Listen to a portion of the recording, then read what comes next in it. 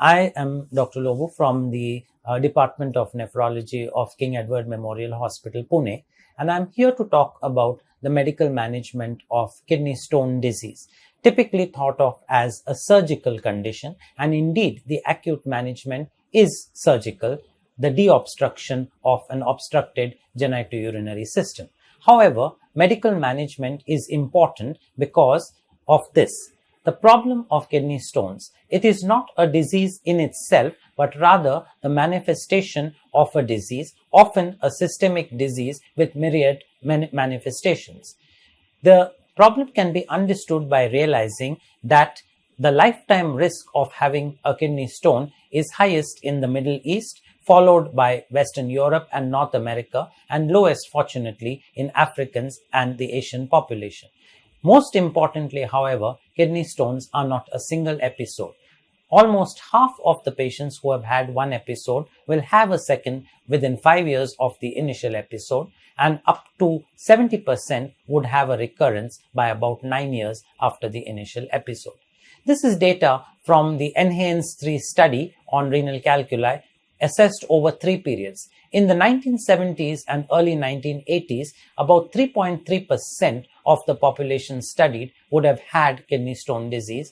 10 years later, this increased to 5.2%, and by 2010, it was about 9% of the population. This represents a triple-fold increase in the incidence, and it also means that around 1 in every 11 patients will have kidney stone disease at some point in their lifetime.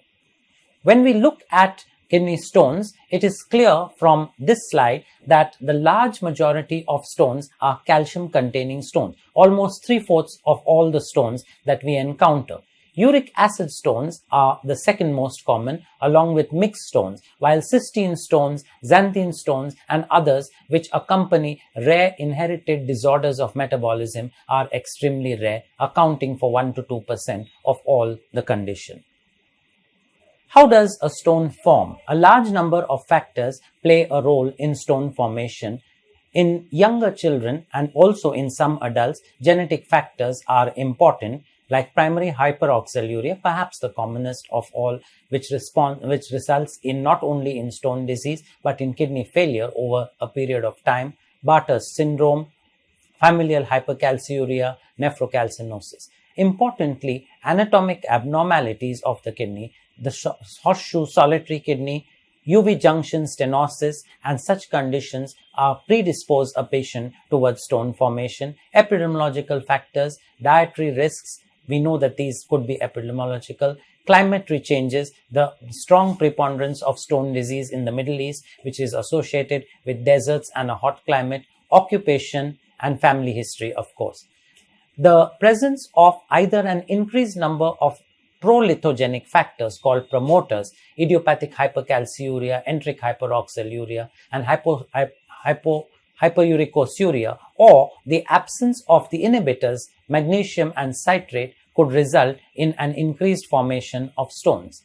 In recent years, the metabolic syndrome and diabetes mellitus and obesity have increased, and we all know that India has been called the diabetes capital of the world, and we know also that the metabolic syndrome predates diabetes. These patients have a preponderance of hyperuricemia and pure uric acid stones.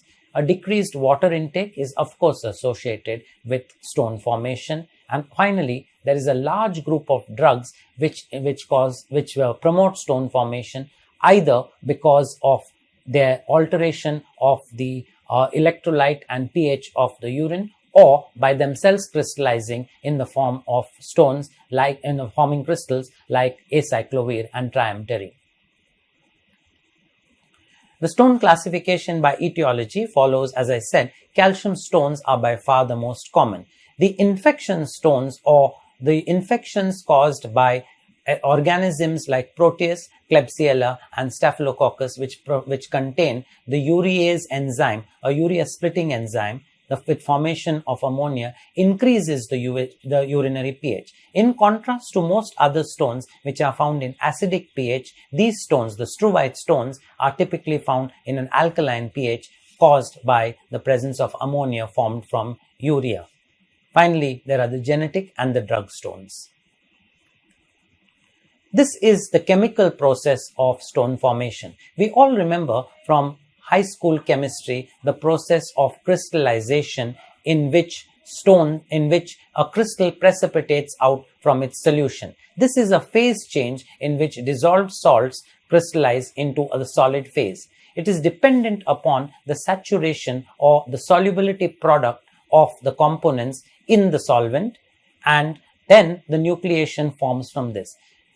Solutes can be present in concentrations higher than their solubility product and still remain in solution, a condition known as a metastable solution. In this situation, actually, the nucleation is continuously occurring and there is also a crystallization with resolution of the substance. Once the initial nucleus has formed, it is retained in certain areas of the nephron, a process known as crystal retention, and then the crystal begins to grow and aggregate. This is how the process occurs. This slide shows how from a liquid in solution, the crystal begins to form. It then, in the initial metastable stage, there is formation and dissolution both occurring until what is called as the upper limit of metastability is reached, wherein the crystals formed will no longer be soluble at that pH and at that ionic strength and temperature. When we talk about physiological solutions, there is the additional presence of inhibitors, chelating agents, structure, flow rates, pH, ionic strength, and the presence or absence of nidaces, which will be responsible for stone formation. There are three theories to account for the pathophysiologic mechanism of crystal and stone formation. The free particle theory is a pure chemical formation, and it is presumed to be the mechanism in the formation of cysteine and calcium oxalate stones. There is no injury to the lining epithelium. There is no fibrosis. It is determined purely by physical and chemical parameters, diameters, flow rates, the extent of crystal formation, growth and aggregation. The fixed particle theory assumes that there are intratubular crystals which induce cell injury, and this injury provides a surface upon which crystals can form. Fixed nuclei contact with hypersaturated urine solution and the crystals then grow in size. Once the crystals grow in size, they interact they induce intratubular nephrocalcinosis by interacting with a particular molecular phenotype of tubular cells. These cells express certain receptors which allow the crystals to grow in this situation. This is common in infants, in allograft stones, it's induced by furosemide and also seen in primary hyperparathyroidism. Finally, there is the controversial Randall's plaque, first described more than 40 years ago. Randall found that there was a predominance of stones formed at the renal papilla, where an initial nidus was composed of hydroxyapatite and an organic matrix in the basement membrane in the thin descending loops of Henle. This propagates to the interstitium of the renal papilla. Damage exposes the plaque to the supersaturated solution, and calcium oxalate stones begin to grow. I mentioned at the onset of this that stones recur 50% at 5 years, 70% at 9 years, and the factors which may predict a recurrence are a positive family history, a younger age at onset, the presence of recurrent infections, bilateral or multiple stones or nephrocalcinosis, underlying diseases like renal tubular acidosis, and untreated hyperparathyroidism. The American Urology Association has provided us with guidelines on stone management. These are the guidelines along with the grade of recommendation. As you can see, the grades of recommendation are not very high and in some cases not mentioned. Screening evaluation consisting of a detailed medical and dietary history, serum chemistries and urinalysis on every newly diagnosed patient is recommended. When a stone is available, stone analysis should always be obtained at least once. Clinicians should be able to obtain or review imaging studies to quantify the stone burden and also to look for bilateral stones and concomitant nephrocalcinosis, which, as I said, are factors that predict a recurrence. Additional metabolic testing should be performed in high risk or interested stone formers and those patients who have a recurrence. This is the basic history that is required to be obtained, the number of episodes, whether interventions have occurred for stones in the past, and of course the stone composition if it is known. A medical history of underlying systemic diseases is very essential: gout, type 2 diabetes, malabsorption conditions, distal RTA, sarcoidosis, if other manifestations of sarcoidosis exist, and hyperparathyroidism, which, as we know, was described in the surgical textbooks as stones, bones, and groans. Genetic disorders, if they can be detected, are important. The dietary history is probably the single most important factor in both diagnosing the types of stones and counseling about dietary advice to prevent recurrence and perhaps the cornerstone of medical management of stone disease. A family history is important, and family members should probably be screened if it is not available in a patient who has had more than one episode of stone disease. There is a host of drugs available and also supplements. We have seen in neonates and infants whose mothers or the children have been over-supplemented with vitamin D, the development of stones and nephrocalcinosis. Vitamin C supplements, we know the end product of vitamin C is oxalate. So large amounts of oxalate will lead to oxalate stone formation. The use of carbonic anhydrase inhibitors, and in recent years, the antiviral protease inhibitors. The basic investigations recommended are the blood chemistry, the electrolytes, the pH, uric acid, calcium, and if possible, an intact parathormone level. A basic urinalysis for pH, crystals, and bacteria, and a culture to determine which particular bacteria and to treat appropriately. Imaging is the cornerstone. It quantifies the burden of stone. It decides whether the stones are bilateral or unilateral. It also tells us about the presence or absence of obstruction, which could become a medical and surgical emergency. And finally, stone analysis after the stone has been treated. Metabolic testing, according to the Canadian Urological Association guidelines, is indicated. This is an advanced testing, not recommended in all patients, but in those with recurrence, those considered to be at risk of recurrence, where multiple or bilateral stones are present, in children because of the higher incidence of genetic disorders, non-calcium stones, emergencies like severe acute kidney injury, sepsis, complicated hospital admissions, the requirement for intervention, renal insufficiency or chronic kidney disease, and the history of stones and a systemic disease. The Canadian Urological Association provides us with the following guidelines about metabolic testing. 1 or preferably 2 24-hour collections should be done for volume, pH, calcium, oxalate, uric acid, and the inhibitors, citrate and magnesium and potassium, cysteine if it is suspected, and creatinine to know the completeness or of the collection.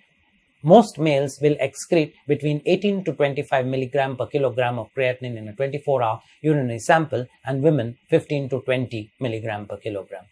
Parathormone levels if the calcium is abnormally high, vitamin D if low serum calcium or elevated PTH, and these days because of the large amount of vitamin D supplement, even hypervitaminosis D may be picked up. Urinary sulfates are optional, and estimates of urinary supersaturation. Currently, a grade C recommendation exists that 2-hour collections should be obtained to correctly identify metabolic abnormalities, since 47% of single collections were normal and the second collection would be abnormal. Imaging is recommended to identify anatomic abnormalities which may be concomitant, to know about the degree of obstruction, to assess metabolic activity in the form of multiplicity of stones and nephrocalcinosis. Stones have often been classified into 3 groups: those radioopaque, radiolucent, and the third group, those with poor radio opacity. All calcium stones are radioopaque. while uric acid stones, xanthine stones, and drug stones are radiolucent. There is a poorly defined group which is of magnesium, ammonium, the struvite stones, and the cysteine stones, sometimes considered poorly radio-opaque or weakly radio-opaque. Uric acid stones are frequently found as mixed stones in combination with calcium salts, and then these stones would become radio-opaque rather than radiolucent. When we look at the relative accuracy of all the imaging techniques, the gold standard is, of course, the non-contrast CT scan, but it is associated with a high amount of radiation exposure, while ultrasonography is perfectly safe but has a varied sensitivity, being operator dependent, and specificity. The low dose CT with has been evaluated to have more than 95% sensitivity and specificity, especially for calculi more than 3 millimeters in size, and produces a low amount of radiation exposure similar to that of a single plane X-ray. The European Urological Association provides the following guidelines in 2015 about imaging. It says a contrast CT is recommended if intervention is planned or the anatomy of the collecting system is to be assessed. Enhanced CT enables 3D reconstruction of the collection system, but it can also be substituted. But today, none of the guidelines recommend intravenous urography, which was at one time the mainstay. Importantly, the non-contrast CT can also replace intravenous urography in the acute phase, when an intravenous urography in an acute colic would be normal with the kidney not being visualized.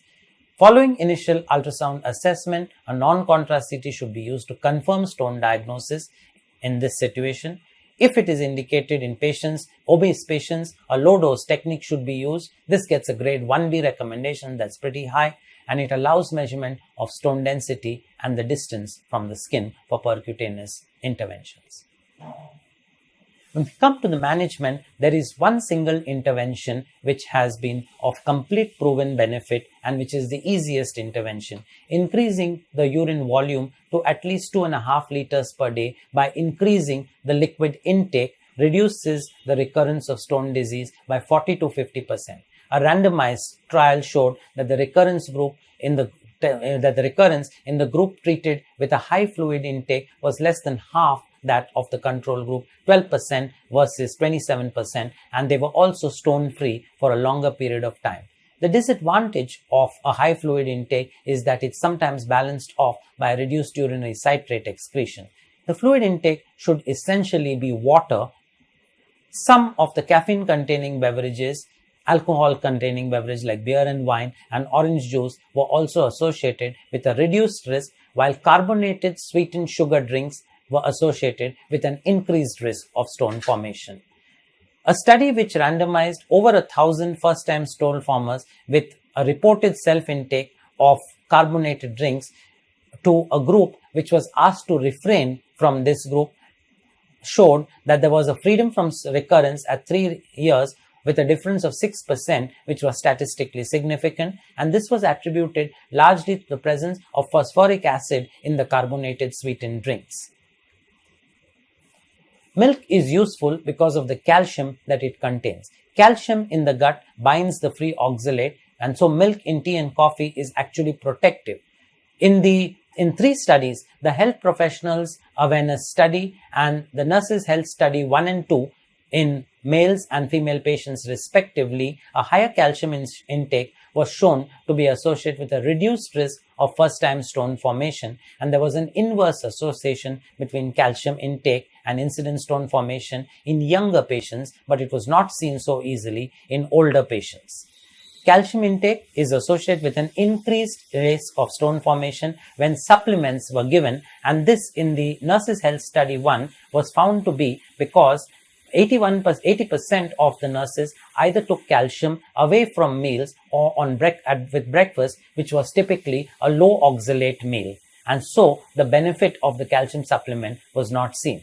Thus, the Canadian Urological Association currently recommends that if calcium supplementation is given, then it should be taken with a large meal. The Harvard Medical School website gives a huge list of oxalate containing foods. In fact, it gives the oxalate content and therefore the safety of virtually every food. And it can be seen that while soya bean, chocolate, rhubarb, the dry fruits and nuts, cucumbers and green peppers are among some of the foodstuffs which are rich in oxalate, a reduction of animal protein intake is useful in both uric acid and calcium oxalate stone formers, and also it is the mainstay of treatment of cystine stone formation. What is the role of citrate? Citrate keeps calcium in solution by chelating it, and lemon juice in the lemonade trials was found to increase the urinary citrate excretion, which was protective. Orange juice increased both the urine pH and the urinary citrate, and when this lemonade therapy was compared with potassium citrate, both were equally effective at increasing the urinary citrate, but the effect on stone formation was slightly better with dedicated potassium citrate tablets as compared to lemonade. Yilmaz and his colleagues compared 5 different juices, and interestingly they found that fresh tomato juice was found to have the highest citrate and the lowest oxalate content. Thus, the European Urological Association, with a grade B recommendation, recommends that clinicians should offer potassium citrate therapy to patients with recurrent calcium stones and low or relatively low urinary citrate. The American Urological Association has laid a lot of emphasis on sodium restriction. This is based on a randomized controlled trial of 210 hypercalciuric calcium stone formers who were randomized to a control group or a low sodium intake. Low sodium intake was typically defined as less than 100 milliequivalents or 2.3 grams per day. The group which received a low sodium diet had a lower mean urinary calcium excretion by about 90 milligrams per day, and only 62% of these patients, as compared to 34% in the high sodium group, were able to correct their hypercalciuria. In another randomized trial which compared normal calcium, low animal protein, low sodium diet, they showed a benefit in stone recurrence as compared to those who took a low calcium but normal sodium diet. The relative risk was about 50% reduction. No randomized trials have yet evaluated the effect of sodium restriction on cystine stone formation. However, the American Urological Guideline Association does recommend both animal protein and sodium restriction in patients who are cystine stone formations. The role of animal protein restriction. Animal protein provides a large acid load because of the high content of sulfur-containing amino acids. These form mineral acids, usually sulfur-containing acids like sulfuric acid. When excreted in the urine, they lower the urine pH and therefore decrease citrate formation, resulting in hypocitraturia. The acid load is proposed to promote hypercalciuria, to increase bone resorption, thereby allowing a larger amount of calcium to enter the urine, reduce the tubular calcium reabsorption, and finally, animal protein also contains a large amount of purines whose end product is uric acid. A 5-year randomized controlled trial of 120 hypercalciuric calcium oxalate stone formers were randomized into animal protein and salt restriction with normal calcium, and they showed, as I mentioned earlier, in the group which had normal animal protein and salt but a low calcium, the relative risk in the test group was a reduction of about 50% in recurrent stone formation. Another randomized controlled trial which randomized 99 calcium oxalate stone formers to a low animal protein, high fiber diet versus a control group of high fluid intake only found a higher rate of recurrent stone formation in the intervention group compared with the control group. No significant difference has been found in a trial which compared a low animal protein diet versus a high fiber diet versus no specific diet. Despite the decline in urinary sulfate with the low protein diet, there was not a significant difference in the recurrent stone rate in these 3 groups. Both the American and the European Urological Association guidelines recommend restriction of non-dairy animal protein in calcium oxalate and uric acid stone formers who have high levels of urinary uric acid, and also in cystine stone formers. However, this gets a low recommendation overall, and in cystine stone formers, this is part of the mainstay of treatment. if dietary restriction does not on its own completely reduce stone formation, is there a role for pharmacological management?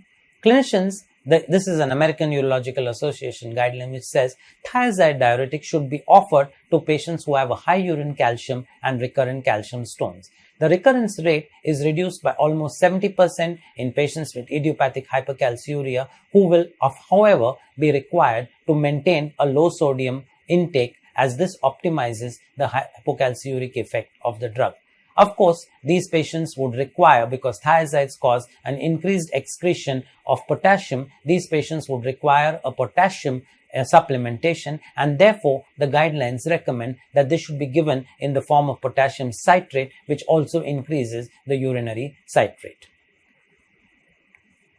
In the management of hyperoxaluria, pyridoxine in large doses of 20 mg per kilogram per day has been shown to have a benefit in the urinary oxalate excretion, and increasing the solubility of uric acid by increasing the urine volume was shown in uric acid stones to also be a useful measure. Allopurinol is an adjunct to therapy, and this is what the American Urological Association guideline says.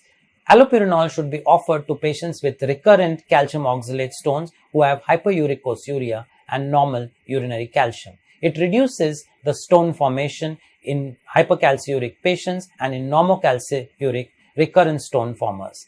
It should be initiated when dietary measures alone fail to reduce the urinary uric acid. How does the new drug febuxostat perform against allopurinol? A single randomized controlled trial of 86 patients compared febuxostat with allopurinol and a placebo. Febuxostat was superior, reducing the stone recurrence in about 59% of patients compared to 35% for allopurinol and about 12% for placebo. Side effects of allopurinol seen occasionally include agranulocytosis due to bone marrow suppression, an occasional Stevens-Johnson syndrome, and a transient lyse in the liver transaminases. Citrate supplements are useful, but the guideline is a recommendation of an expert opinion only in the American guidelines, that clinicians should offer potassium citrate to patients with uric acid and cysteine stones to raise the pH to an optimal level.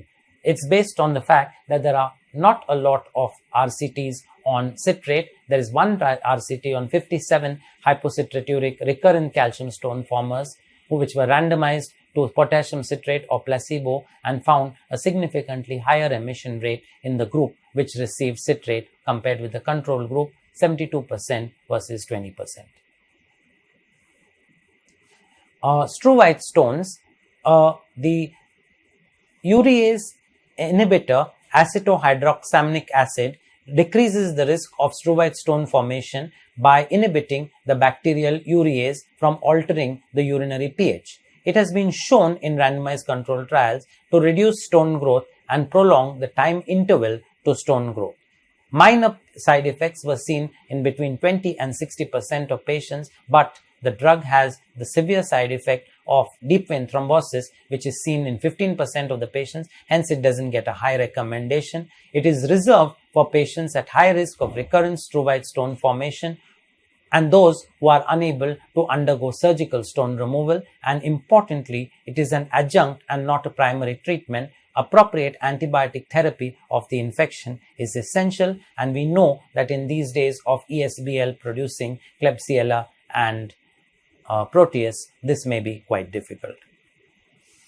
Hyperoxaluria is the final stone disease. It's primarily a genetic disorder of which there are three types: primary hyperoxaluria type 1, type 2 and type 3, which arise because of deficiency of the specific enzyme alanine glyoxylate aminotransferase, and this requires pyridoxine as a cofactor, and hence the rationale for using large doses of pyridoxine. Dietary calcium and oxalate intake need to be controlled in this situation. The functional integrity of the gastrointestinal tract is important. When malabsorption occurs, calcium chelates the free fatty acids and is not available to bind with oxalate. This leads to increased oxalate absorption and hyperoxaluria. Vitamin C supplements also have as their end product oxalate, and hence the large quantities of vitamin D would increase oxalate excretion. Enteric hyperoxaluria is considered to be the constellation of metabolic abnormalities of low urine volume, acidosis, hypocytruria, and hyperoxaluria. A combination of a high fluid intake and potassium citrate, maybe in combination with citric acid, can be used to treat the metabolic acidosis, and calcium supplementation taken with the largest meals binds the lumen oxalate and reduces intestinal oxalate absorption. Is there a role for pharmacotherapy in the emergent management of stones? Well, the European Urology Association in 2016 says obstructed kidneys with signs of a urinary tract infection is a urological emergency that requires urgent decompression. The definitive treatment of the stone should be delayed until the sepsis resolves. Collect urine for an antibiogram test following decompression. Start antibiotics immediately after collection. Re-evaluate the antibiotic regimen following the cultures, and kidney stones should be treated in case of growth, de novo obstruction, associated infection, and acute or chronic pain. If they are not treated, then periodic evaluation is recommended. Interestingly, this is a group of recommendations, all of which get an A grade. Medical expulsive therapy, or MET, is a therapy that accelerates the spontaneous passage of stones, once again gets an A grade recommendation, because in a study of tamsulosin in renal colic, 100% expulsion rate was seen when patients were treated with tamsulosin compared with 70% in the control group, and the mean expulsion time was 65 hours compared to about 111 hours for the control group, despite the fact that the tamsulosin group actually had larger stones than the control group. A combination of alkalinization and tamsulosin achieves the highest stone-free rates for distal ureteric stones because the ureter has a large density of alpha receptors and also calcium channels. Hence, an RCT comparing nifedipine and tamsulosin revealed that a better expulsion rate was seen, about 20% better in tamsulosin as compared with nifedipine. So to summarize what I have talked about so far, stone disease is multifactorial. A minimum testing is mandatory. Selected groups will require a complete metabolic testing. Dietary modifications offer the largest significant benefit. In fact, in the ASH diet, which is rich in fruits and vegetables and low in animal protein, which was essentially studied for hypertension, a side benefit seen was a benefit on kidney stones as well. Perhaps the single most important intervention is ensuring a urinary volume of more than 2 liters, metabolic control of hypercalciuria and reduction of oxaluria with drugs is possible, and a medical expulsive therapy offers clinical improvement with alpha blockers and calcium channel blockers. Thank you.